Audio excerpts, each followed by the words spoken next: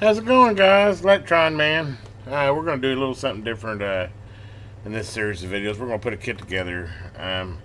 This is a Velleman kit. I found it over there on Amazon. I kind of looking around YouTube. I've been trying to pick me up a an audio signal tracer. Typically, the way I troubleshoot stuff, a lot of times is I inject a signal and then trace it with the oscilloscope. But on these old radios, especially the old tube radios and stuff I've been restoring, being able to have a audio RF signal tracer is really handy. Just kind of move your wand around in there and find where what stage it has quit receiving in, and it kind of gives you a good direction to go in. Like I said, I've been bidding on them on eBay and stuff. The old ones are hard to come by. Then you don't know if they're working or not. And I saw this kit, and I believe it not only is a audio signal tracer, it will also RF audio signal tracer. It'll also do an injector, and it'll inject the signal too. So you can actually use this to inject the signal and trace the signal. I believe that's what it is.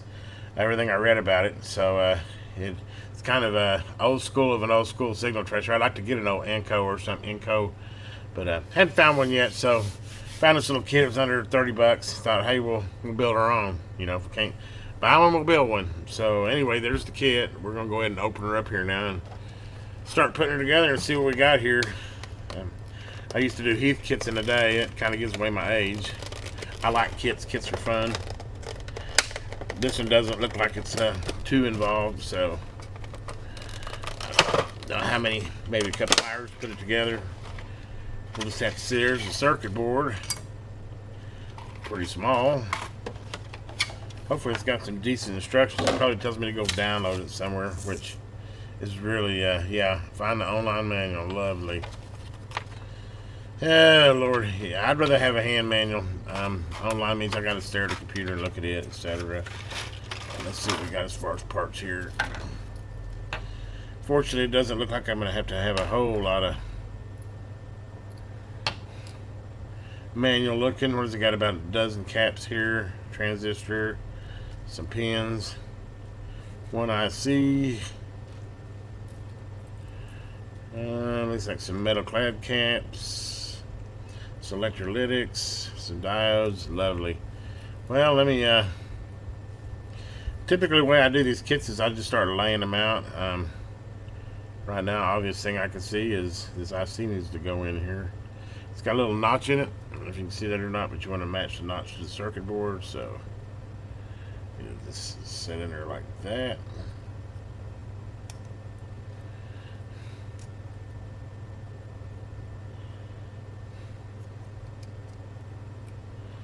Interesting, it only has, oh, look at that.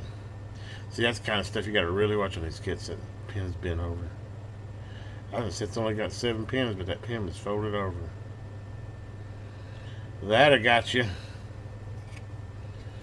Okay, back to notch.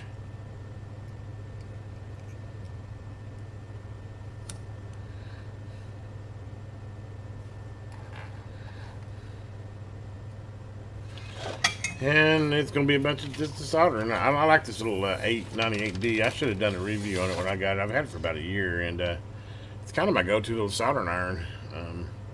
It's pretty cheap off of, I can't remember if I got it off of Amazon or eBay, but it's nice for this small work.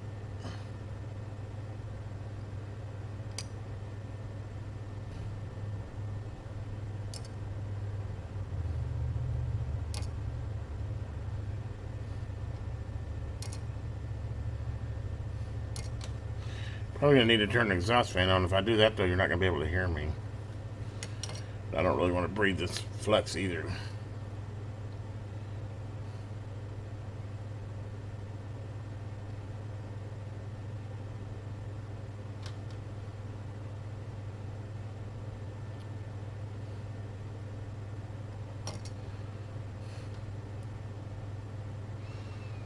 Yeah, we look good there.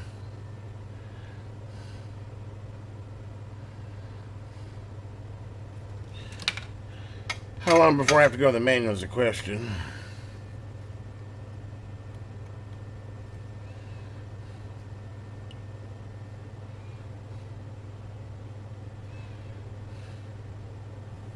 And I'm definitely gonna have to go to manual and reference this.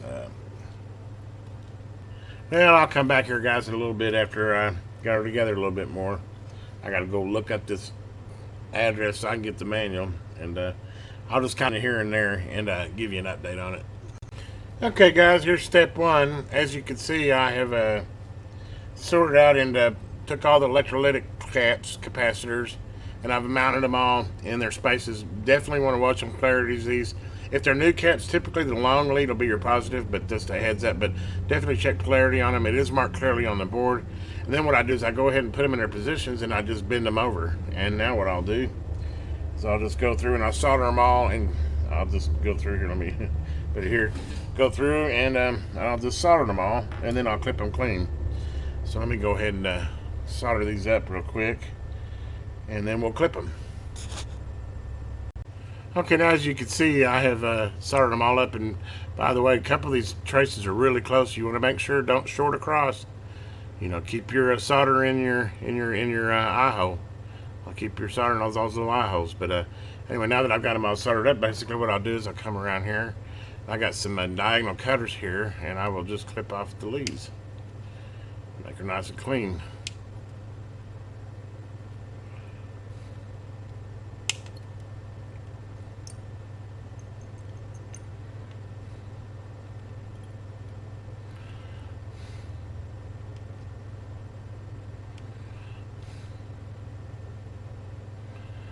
You want to try to get them as close as you can to the circuit board.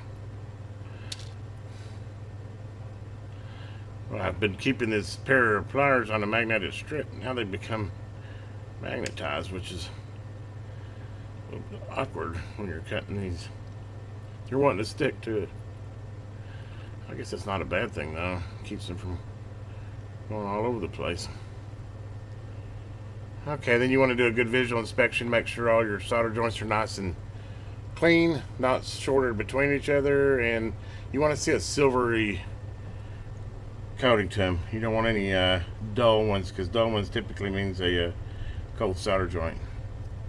Which visually, these all look really good. I'm going to clip that one up there a little bit closer. Where was it at?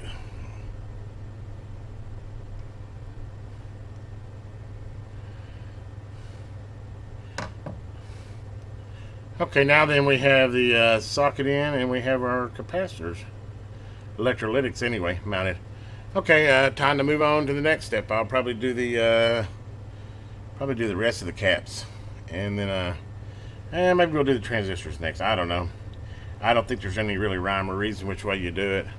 They're all going to go on the board and be soldered on the back anyway. So let me go ahead and see which next step I need to go to and get the tolerances and get those installed.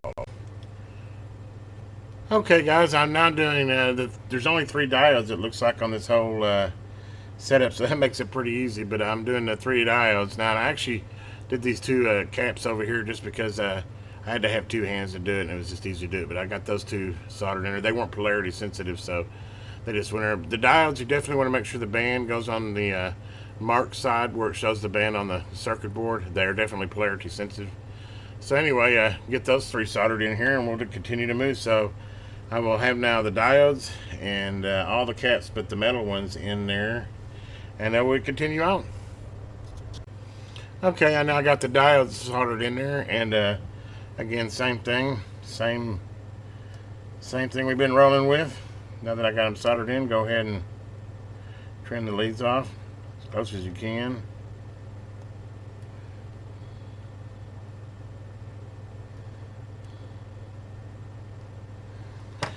Do a visual inspection, make sure your solder joints look good, make sure that you haven't shorted anything out, and time to move on to the next thing. I'm starting to get a populated board here now, aren't I, guys? Well, let's just continue moving that way. Okay, guys, now we're mounting the 2 transistors. There's only 2 transistors on this. They're I don't know, they're probably 2N2004, something like that. It shows their part number is BC547C, and they're both the same. The 2 places there, pay attention to the base and where the collector and emitter go. They're actually marked well with the flat side, so you know that the flat side goes towards me, and the collector or the base. Anyway, you can see they're clearly marked. You just want to make sure and get those in there in the right orientation with the flat side. Match those up. But now we'll go ahead and solder those up. Same process, by the way. Transistors are heat sensitive, so I'll probably might even turn my iron down a little bit, and I'll hit these fast. You don't want to set on these pins because you can cook a transistor when you're soldering it in, so you want to hit those quick and get them soldered and move on. And I'll probably rotate. I'll do one pin on this transistor, and then I'll do one pin on this transistor, wait a couple seconds, and then, you know, kind of let it cool off in between. And you don't want to just stab at one transistor and do all three of them, because like I said, you can cook them. Just a heads up. But anyway, let me go ahead and get those soldered in there and clipped off, and we'll move to the next step. Okay, guys, now I've got the rest of the capacitors in. I've got the metals and the ceramic ones. There was 5 of those. You just want to pay attention to make sure the holes are close together, that that on those capacitors, these are not polarity sensitive, but you want to make sure obviously you put them in the right holes. And the 2 little flat lines in between the holes tells you that that's where the capacitor goes. But anyway, we'll go ahead and, as you can see, I've got them all stuck in. Same thing, I just got the wires bit on the back. I will do the same thing. I will solder them all up nice and neat, make sure I got no shorts, clip them off, make sure my solder joints are good, and then we'll move on to the next thing. Okay, I now got the first 6 resistors set on the board. Just following the instructions, which one goes, which 22K, which 100K, which one goes into each resistor, and having to use my little microscope over here. These are 1/4 watt resistors. Man, they're hard to see. I wish they'd marked them a little more than me having to decipher them under the magnifying glass. But anyway, I got the first 6 in there. I'm going to go ahead and do that. It's getting a little populated on the board.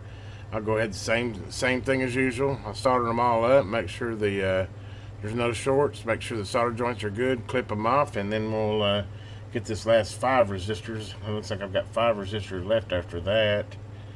And we're getting down on the kit here pretty good. It's starting to be a populated board for sure. Let me get these soldered in, and I'll be back. Okay, guys, now I've got the last 5 resistors identified and put in their appropriate spots.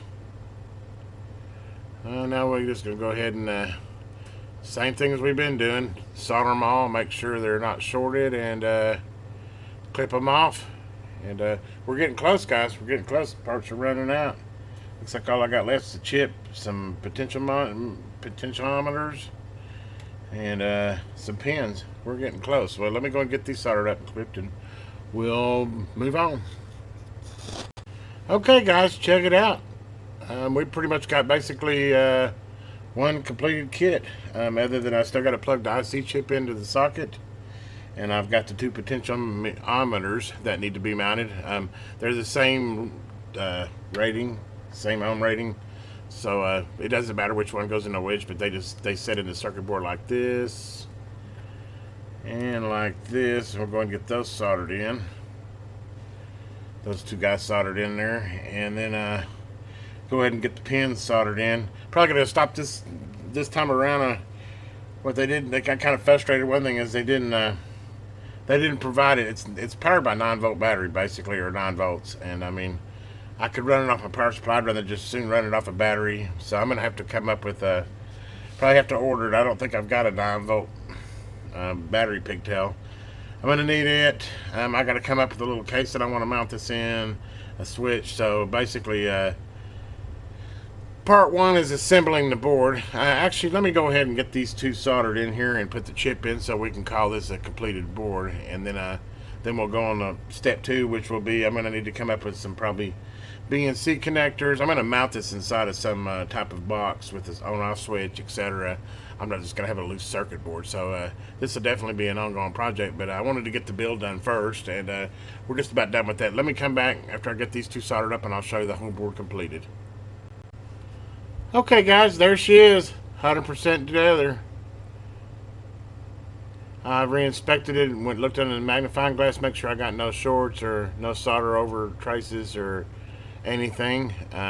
Chips mounted. Going back, probably if I built more of these kits, I would probably start low and build up high. I'm pretty experienced in replacing components inside of units, so it's not that big of a hassle. But it would have been easier if you'd have mounted all the resistors and diodes and then kind of built up And that chip is a little bit of a challenge with all those caps around to get plugged in. But anyway, not that it couldn't be done. But if I was to do it again, I'd probably build low and high. I'd probably start with the resistors, and then do the diodes, and then do the small ceramic caps and the metal caps. And then I would probably do the chip and then the electrolytics last, just because they're the tallest off the board. And then, of course, I got my potentiometers here and here. It's got, the only thing left in the kit I have is this little bag of pins that you're supposed to solder in these pins. That's your connections for your power, etc.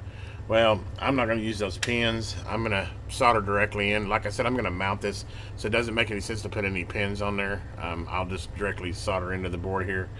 I got to come up with a case for it, a speaker, and a few other things, a 9-volt battery holder. So we're kind of step one's done, but the kit's built. This is a K7000 is what this is. It's a Velleman kit.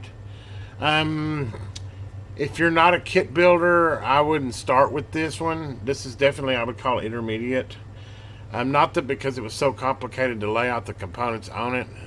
Pretty self-explanatory. There are not a whole lot of components. But you really need a good small tip soldering iron. Your soldering skills definitely need to be up to speed.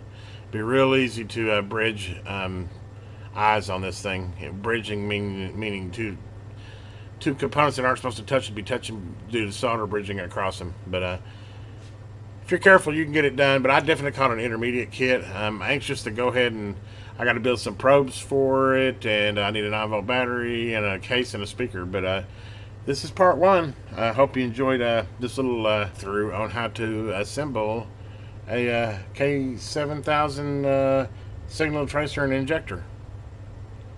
Hope you enjoyed this video. If you did, please give it a thumbs up. And if you haven't already, please subscribe to the channel. Have a great day. This is the Electron Man.